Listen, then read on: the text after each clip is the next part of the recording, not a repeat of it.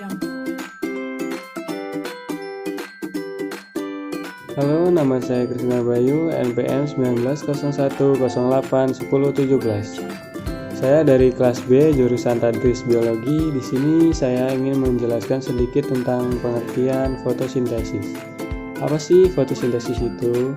Nah, menurut ilmu biologi, fotosintesis adalah proses pengubahan energi cahaya matahari menjadi energi kimia, kemudian menyimpannya dalam bentuk glukosa. Proses ini terjadi hanya pada tumbuhan dan beberapa ganggang atau kingdom protista. Tumbuhan hanya memerlukan cahaya, karbon dioksida, dan hidrogen untuk membentuk glukosa. Proses fotosintesis ini terjadi di kloroplas, lebih khususnya yaitu pigmen hijau yang terlibat dalam fotosintesis.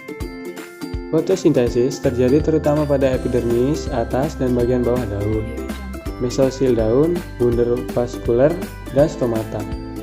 Sel-sel epidermis atas dan bawah tidak memiliki kloroplas, sehingga fotosintesis tidak dapat terjadi.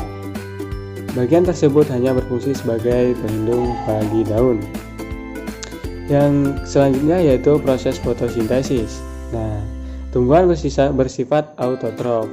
Autotrof itu adalah artinya dapat mensintesis makanan langsung dari senyawa anorganik.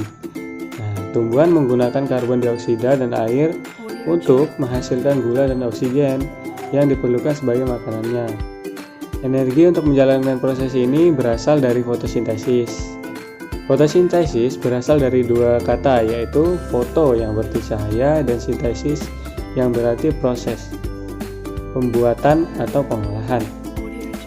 Proses fotosintesis merupakan proses mengolah bahan yang sederhana menjadi bahan yang kompleks dengan menggunakan bantuan dari cahaya, yaitu cahaya matahari.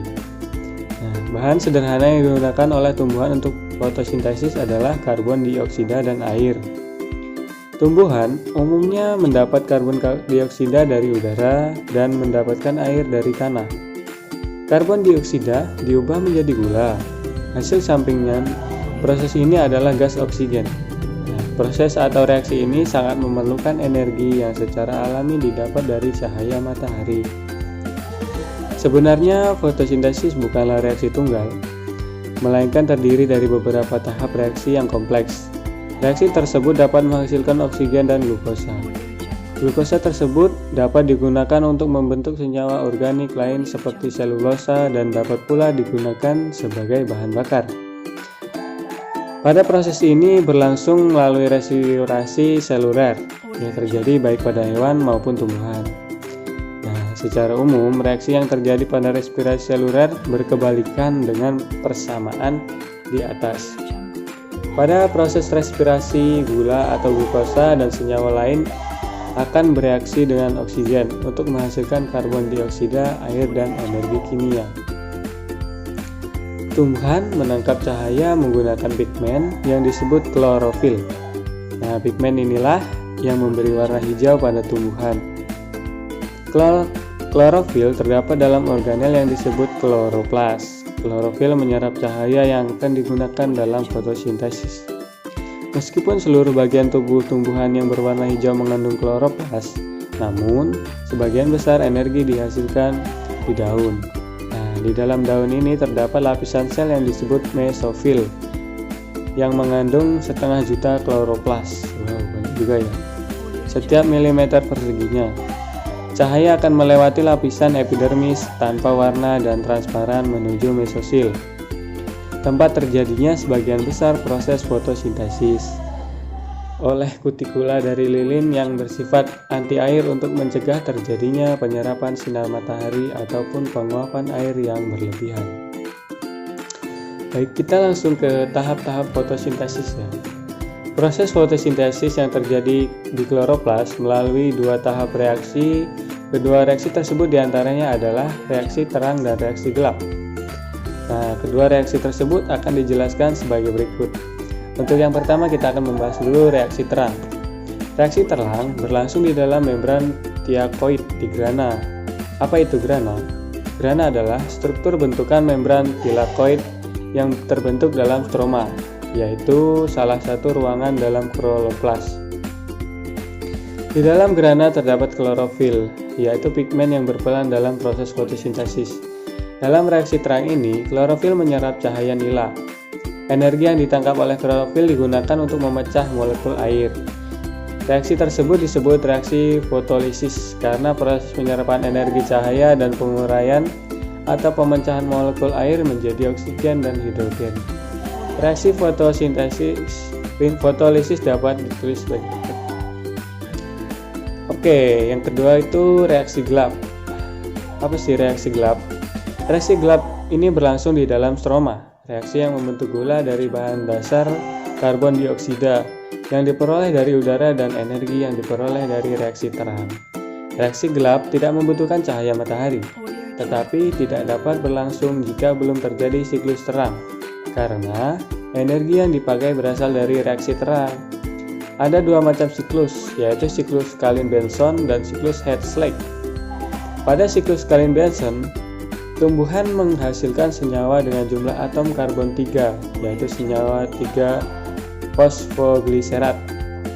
Siklus ini dibantu oleh enzim Rubisco. Pada siklus Hertzsprung, tumbuhan menghasilkan senyawa dengan jumlah atom karbon 4. Enzim yang berperan adalah pada siklus Hertzsprung adalah enzim fosfoenol pyruvate karbosilase. Produk akhir siklus gelap diperoleh glukosa yang dipakai tumbuhan untuk aktivitasnya atau disimpan sebagai cadangan energi. Selanjutnya, hasil akhir fotosintesis. Secara umum, karbohidrat dianggap sebagai hasil akhir fotosintesis. Namun, patut diperhatikan, istilah karbohidrat tersebut dapat berupa monosakarida, disakarida, dan polisakaria. Sebenarnya hasil akhir fotosintesis adalah gula sederhana beratom C-3. Nah, senyawa ini sangat mudah bereaksi sehingga sebelum diangkut perlu diubah terlebih dahulu menjadi gula lain, misalnya glukosa. Glukosa diangkut melalui floem ke sel-sel daun yang lain yang tidak berfotosintesis, yakni sel-sel batang dan sel-sel akar untuk keperluan tumbuhan itu sendiri. Sisanya diubah ke dalam bentuk lain, yaitu menjadi amilum, protein, dan lipid yang disimpan untuk cadangan makanan di dalam akar dan batang, tapi ada juga yang disimpan di dalam daun. Hasil lain dari fotosintesis yaitu berupa oksigen. Oksigen ini dilepas ke lingkungan melalui stomata. Oksigen yang dilepas dimanfaatkan oleh organisme lain untuk proses pernapasan. Oke, yang terakhir itu faktor-faktor yang mempengaruhi fotosintesis. Salah satunya adalah cahaya. Cahaya merupakan sumber energi untuk proses fotosintesis. Energi cahaya yang diserap oleh tumbuhan tergantung pada intensitas sumber cahaya, panjang gelombang cahaya, dan lamanya penyinaran yang terjadi. Pada batas-batas tertentu, semakin tinggi intensitas cahaya matahari, maka semakin banyak energi cahaya yang diserap oleh klorofil, sehingga laju fotosintesis semakin meningkat. Cahaya matahari dengan intensitas terlalu tinggi akan menimbulkan kerusakan pada klorofil. Yang kedua itu kadar air. Nah, kekurangan air atau kekeringan dapat menyebabkan stomata atau mulut daun menjadi tertutup dan dapat menghambat penyerapan karbon dioksida sehingga mengurangi laju proses fotosintesis. Kemudian ada konsentrasi karbon dioksida. Laju fotosintesis akan dapat ditingkatkan dengan meningkatkan karbon dioksida atau karbon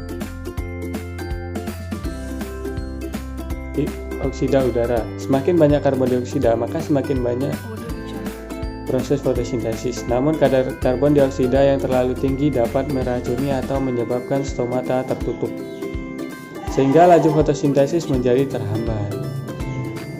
Mungkin sekian yang bisa saya simpulkan untuk pengertian fotosintesis. Bila banyak kata-kata yang belum pas, mohon dimaafkan karena kita sama-sama belajar. Saya akhiri, wassalamualaikum warahmatullahi wabarakatuh.